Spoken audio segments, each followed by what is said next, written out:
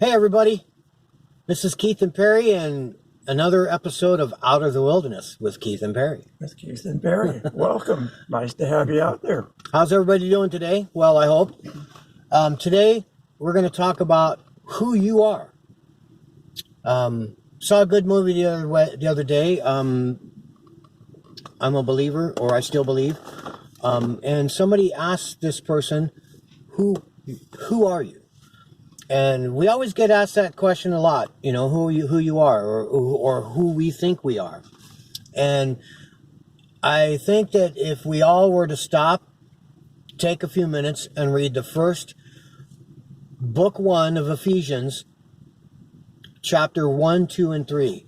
We read all 3 of those chapters in the first book of Ephesians, and then we write down what pertains to us. Mm-hmm. And it gives us a very clear picture of who we are.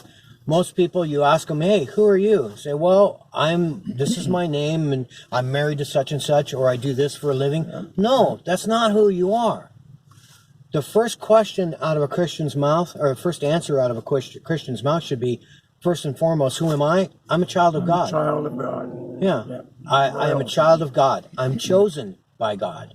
I'm redeemed by God. I've been delivered by God. There's so many things that we are that we can relate to through God and through Christ. Yep. That these titles we have on earth, they're just that. They're just earthly titles. It's earthly garbage. We need to be more attentive to God working in our hearts and our lives. And if we're choosing earthly titles of who we are we being attentive?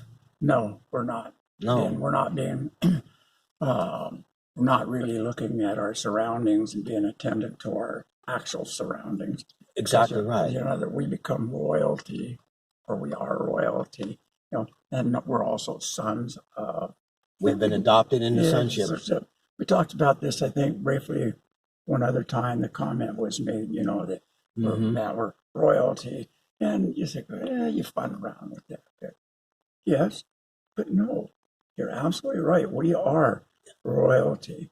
That makes us royalty. If for a better word, you're right. My little brain lost the word there, but yeah. And that's the amazing thing. If we could just focus on that once a day, just that alone, I think, would actually improve our walk. And I think that's a good assignment for everybody. The once a day, sit down and evaluate your standing with God and determine who you are. If we continue to walk this world, we're supposed to be in the world, but not of the world. Mm-hmm. But when we claim titles of the world, what are we doing? We're being of the world. Yeah. And it's virtually disobedience to God. It's idle chatter. Yeah. I was reading some stuff. Distractional chatter. Idle chatter. What for a Christian? What is idle chatter? I had to go back. I've had to go back and kind of readjust my think first, open mouth second. Actually, hear first. Exactly right. First, open mouth second. That's right. God gave us 2 ears and 1 mouth for a reason. Yeah, that's it. You know, I consider it situational awareness. Well, it is. Because in every situation, if we remember and we validate that we're God's child first and foremost, the rest should come together. It should. And then after we stop and realize, think about that, who we are, and get that in us, then the next assignment is to start behaving it. That's right. You know, do we have aches and pains and ailments? Sure we do. But we don't have to walk around and claim sick, sad, sorry, and broke all the time. Right. You know, that's right. Because God's saints aren't sick, they're not sad, they're not sorry, and they're not broke. Right. We may go through phases of those things, but that's not who we are. That's exactly right. That is not who we are. There's no condemnation in God. There's no, sick, sorry, and broke. It's not our name. No. God calls us by name because he loves us. That's right. Perry, you are my son. That's exactly right. Keith, you are my son. It's good, and it's a great place to be. Attempting to reach you on your cellular device. Oops, looks like we're getting a call. An agent is attempting to reach you on your cellular device.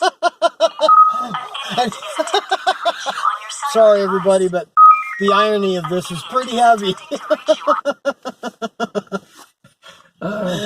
And you can tell that we're sitting in the car having a good time while we're talking to you. Absolutely. This makes serving God wonderful. It is. It does. Serving Humorous, God. funny, and wow. And by the way, that was my sister calling in from California to find out how I am since I'd had a surgery earlier in the week. So That's right. Yeah, Perry had surgery earlier in the week, and by the grace of God, he came through it just fine. And we were all Absolutely. praying for him. Yep. And the power of prayer it's majestic. It's powerful. It's all encompassing. It is. It is. I mean, we have to maintain a prayerful vigilance all the time. Well, it's like one of the videos I talked about, the armor of God, that when Moses walked for 40 years in the desert, God gave them enough manna for each day. Yep. And the same thing with God's armor. He gives us the armor for that day.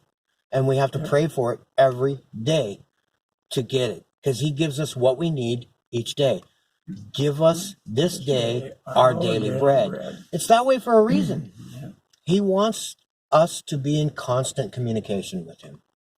And that's part of who we are. That's part of our design. Exactly comes back to who we are. If we're a child of God, then we should be communicating with our Father every day. That's right. And enjoying it. That's You know, right. That's the great part, to be able to just quietly do that and enjoy it. Yep. As Pastor Bryce says, that we should always maintain the attitude of gratitude that we are a child of God and that he does carry us. I can't walk. I'm not walking through life. And no.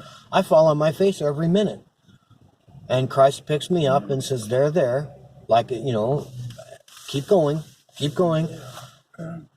If it wasn't for Jesus, I wouldn't be where I'm at today. Without him, I'm nothing. Yeah. I look at that, my comment for myself there, if it was not for Jesus, I don't believe I would be here physically at all. I would have already killed myself and been in a grave in a cemetery somewhere. Yeah, and you'd be dead. And I'd be dead. Dead. Both spiritually and physically. Yeah. Dead. Yeah, and it's not worth it. It's not worth it. Anybody thinking about things like that? If anybody has said that they've never contemplated suicide, they're a liar, because it's one of the enemy's best ways to get in our head and to get under our skin. But it's a temporary solution, or a permanent solution to a temporary problem, that God will bring you out the other side. Always. He's faithful. He loves you. He'll be there. He carries us. We look at the story in the book of Daniel, the three guys that were put in the furnace. Oh, Shadrach, Meshach, and Abednego. Exactly right. Not pronounced exactly right, but No, but close. they had faith that God would carry them through, and he did. And they were inside the furnace. They couldn't even walk to the door. It was so hot. And here these three guys are in there having a good old time, knowing that God was there. Well, he was. Because what was his name? Nebuchadnezzar? Was that the king? Guy? Yeah. Saw 4 Nebuchadnezzar. people in there, and he That's said, right. "What happened? We only tossed in 3." Yep. And Yep. I say, "Well, there's your proof. There's your proof. God was there with them. God was there. Come out, not even a singe on their coat. No, and most times you walk out, there'd be smoking and nothing. It just goes to prove that God's always with us, and we should never lose faith in that, because he has faith in us. He has more faith in us than I have in myself most times, and that's important to me. So just a little reminder to everybody, next time someone asks you who you are, remember the book of Ephesians, first book, chapters 1, 2, and 3. Go through them, write them down, live them, know them, because that's the truth. It is the truth. Thank you for joining us. God bless you. See you in church. You bet. See you in church.